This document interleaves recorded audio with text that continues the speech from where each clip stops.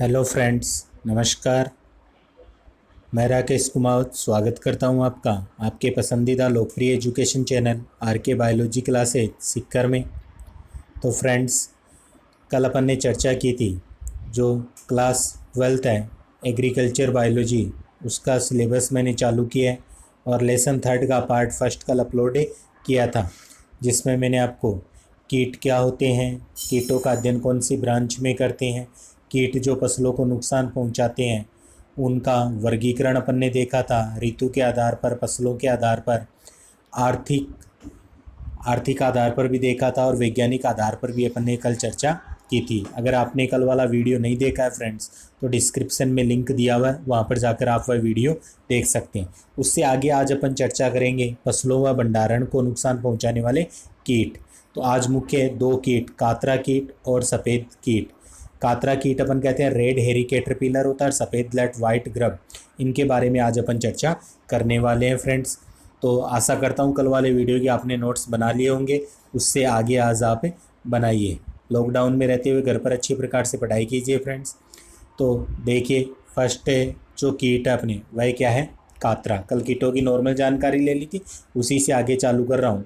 इस लेसन में अपने जो कीट दे रखे उनमें फर्स्ट कीट है अपने कातरा, जिसे रेड हेरी कैटरपिलर के नाम से भी जानते हैं। इसका जो वैज्ञानिक नाम होता है वह क्या होता है, एमसेक्टा मूरी। एमसेक्टा मूरी के नाम से जानते हैं कातरा को, तो वैज्ञानिक नाम जरूर याद रखिए। गण इसका होता है लेपिडोप्टेरा।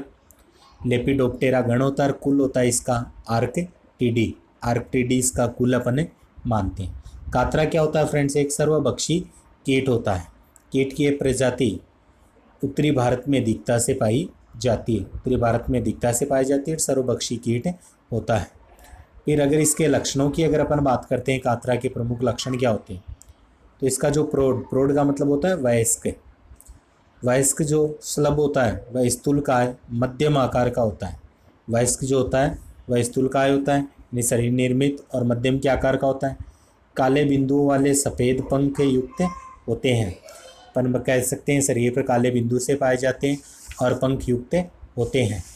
इनका जो अग्रपंख होता है, अग्रपंख के बाहरी किनारे क्या होते हैं, वक्ष का कुछ भाग तथा उदर सिंदूरी रंग का होता है, सिंदूरी लाल रंग का होता है, यानी कि बाहरी किनारे होते हैं। अग्रपंख के बाहरी किनारे, वक्ष का कुछ भाग एवं उदर सिंदूरी लाल रंग के होते हैं।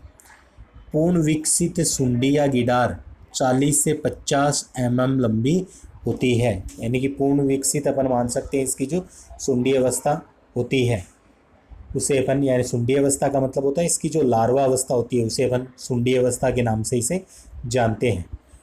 वह शिशु सुंडी, लार्वा अवस्था, और बाद में अपन कह सकते हैं कि जो केवल सुंडी अपन कह सकते हैं तो वह वयस्क अवस्था में आ जाती है। तो वयस्क होते होते 40 से 50 mm लंबी हो जाती है। इनका पूरा शरीर लाल भूरे रंग के बालों से ढका होता है। पूरा शरीर जो होता है लाल भूरे रंग के बालों से ढका होता है तथा सिर गहरे भूरे रंग का होता है। इनका जो सिर होता है गहरे भूरे रंग का होता है। ये मुख्य लक्षण थे। अब बात करते हैं पोषक पौधे कौन कौन से होते हैं इन कीटों के लिए।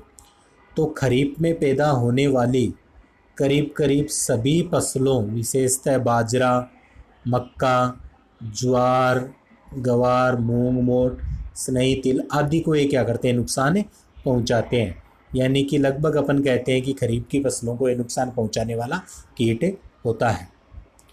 फिर आगे देखिए, इसमें इसका क्षति और महत्व है, क्या क्षति होती है, क्या महत्व होता है।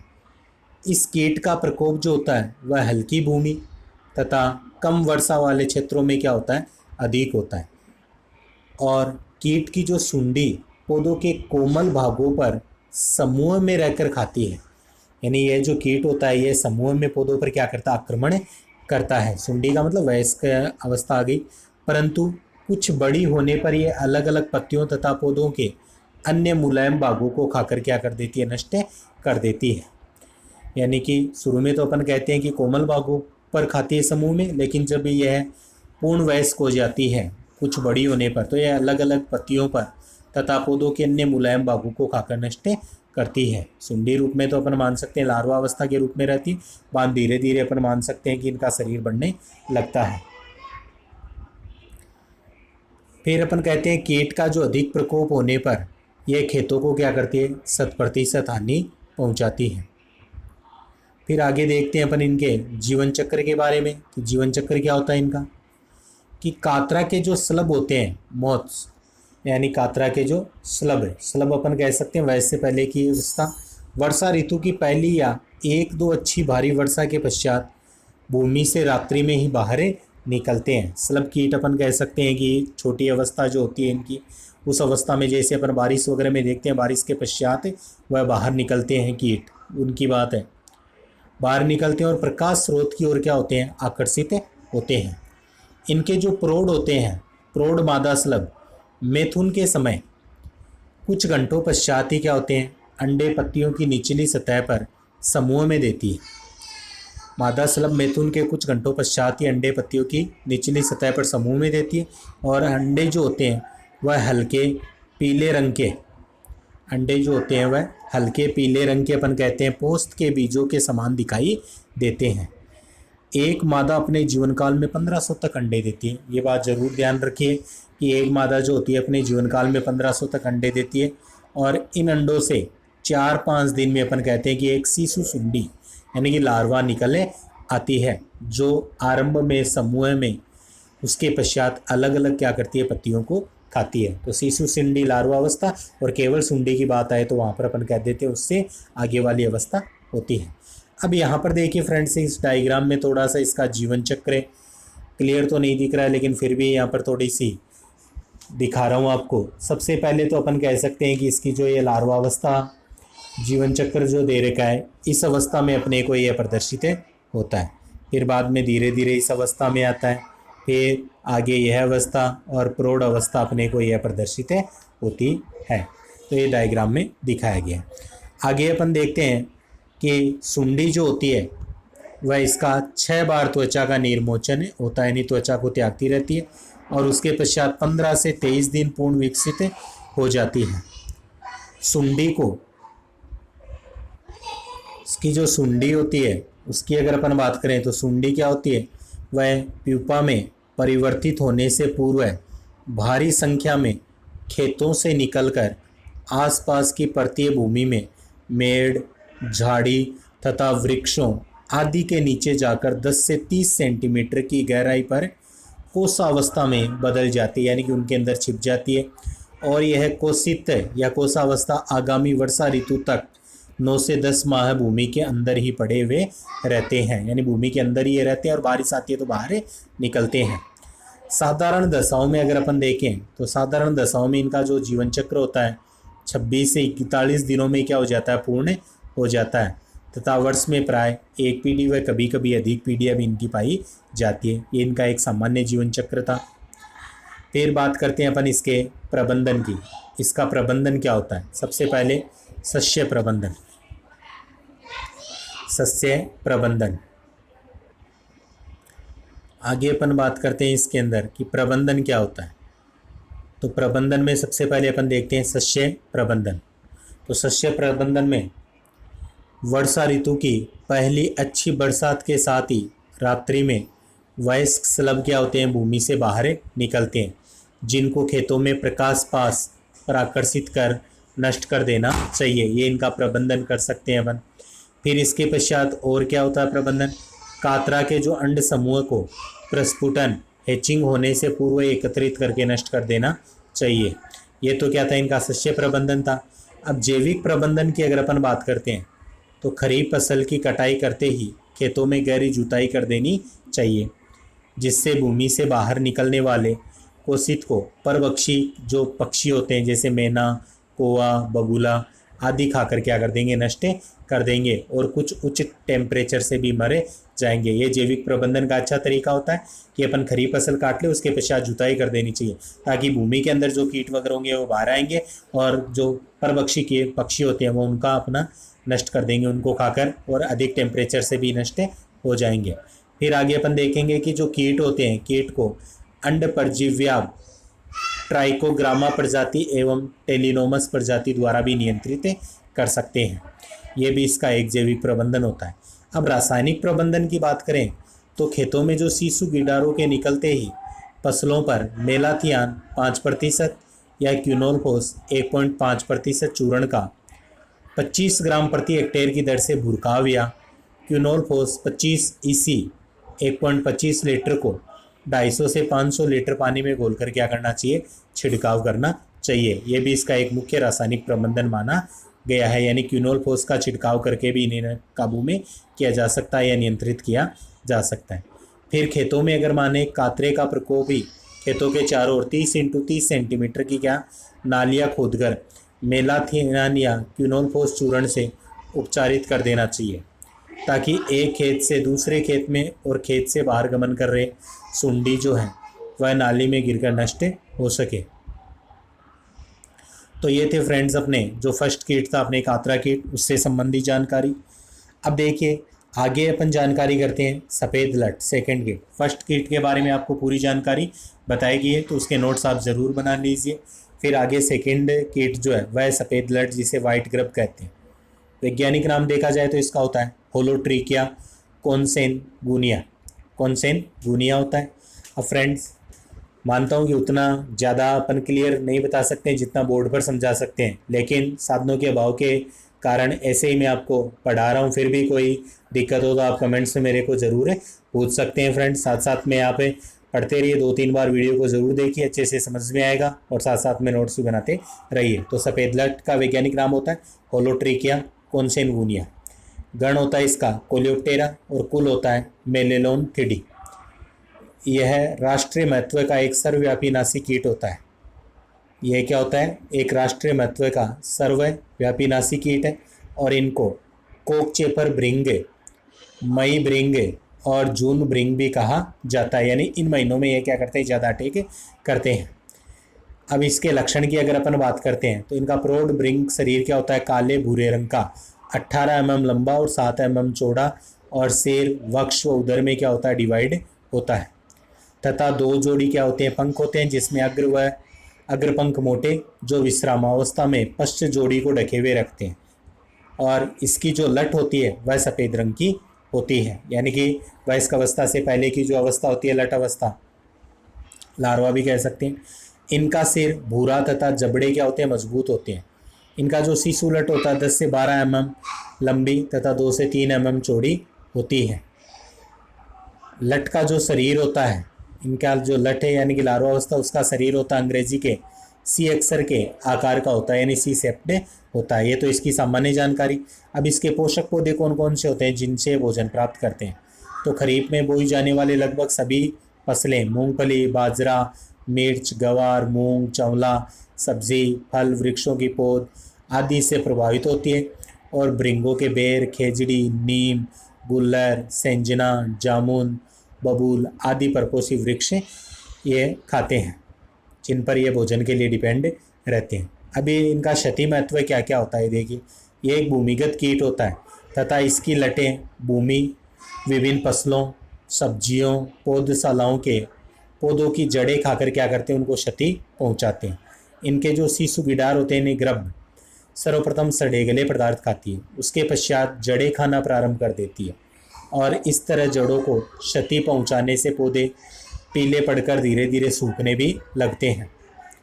इस तरह के पौधे को हाथ से खींचने पर आसानी से उखड़ भी जाते हैं, और इस कीट के अधिक प्रकोप की अवस्था में संपूर्ण फसल क्या हो जाती है, नष्ट हो जाती है। आगे अपन देखते हैं कि इसमें जो जखड़ा जड़ वाली फसलों की अपेक्षा मूसला जड़ वाली फसलों को अधिक प्रभावित कर, जखड़ा यानी अपस्थानिक जो जड़ें आती है, और मूसला जड़ जो द्विबीजपत्री पातों में पाई जाती है, जखड़ा जड़ एक बीजपत्री में।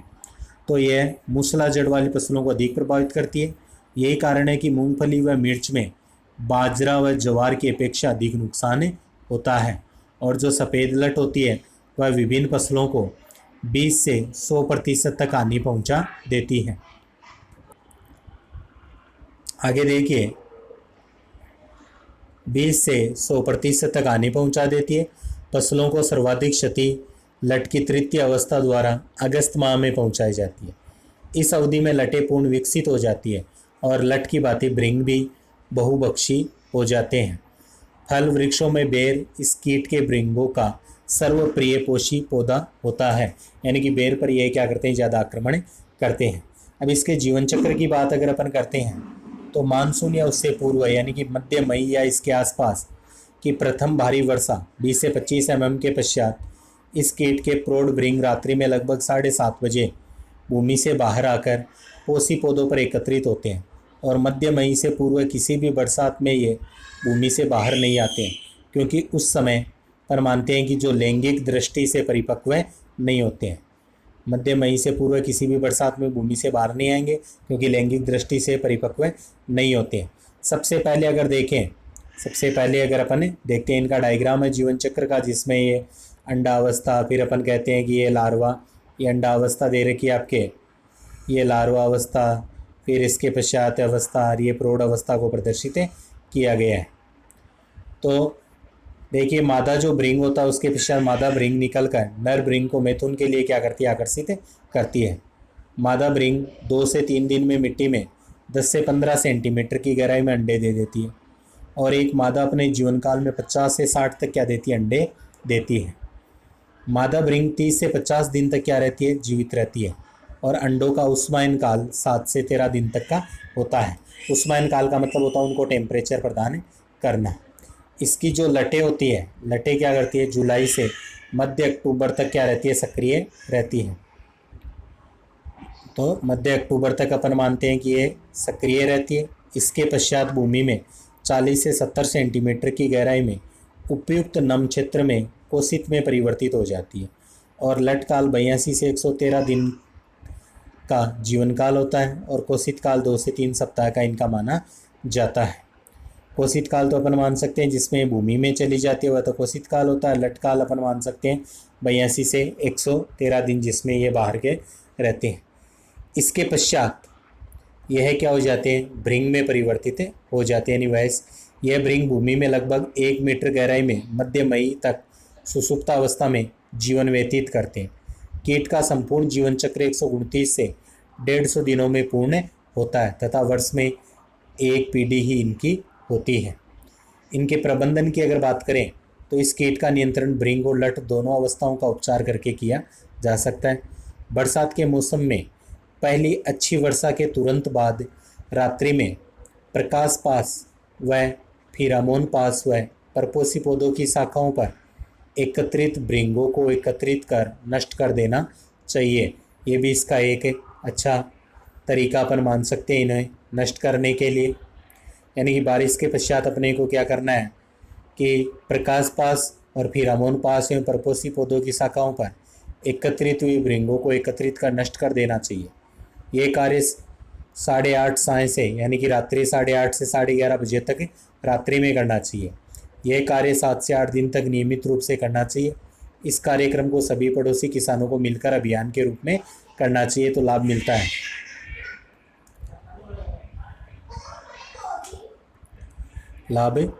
है। आगे अपन देखते हैं कि जो कीटों को अंडे दिए जाने से पूर्व एकत्रित करके क्या कर देना चाहिए, नष्ट करना भी प्रभावशाली रहता है इसके अंदर। फिर अपन इसके रासायनिक प्रबंधन की अगर अपन बात करते हैं कि रासायनिक प्रबंधन क्या होता है तो वह देखिए, मूंगफली की बुआई करते समय 80 किलो बीज को 2 लीटर क्लोरपायरिफॉस रसायन होता है 20 ईसी या क्विनोलफॉस 25 ईसी कीटनाशी से उपचारित कर बुआई करनी चाहिए। और वर्षा ऋतु की प्रथम भारी वर्षा के बाद उसी दिन खेतों में क्या करना चाहिए, मौजूद जो बेर, खेजड़ी, नीम, सेंधना इत्यादि वृक्षों पर 4 ग्राम कार्बेरिल या 1.25 ml मोनोक्रोटोफॉस प्रति लीटर पानी की दर से घोल बनाकर छिड़काव करना चाहिए। घोल बनाकर छिड़काव करेंगे तो इस तरह रात में कीटनाशकों से उपचारित वृक्षों की पत्तियों को खाकर भृंग क्या हो जाएंगे, मर जाएंगे। तो ये है कि रसायन विधि मानी जाती है, रसायन उपचार। फिर अगला रसायन उपचार फसलों में लटों के प्रकोप की रोकथाम के लिए फोरेट 10% कण या क्विनोलफॉस 5% कण या कार्बोफ्यूरॉन 3% कण 20 से 25 किलो प्रति हेक्टेयर की दर से बुआई से पूर्व कतारों में उड़ देना चाहिए।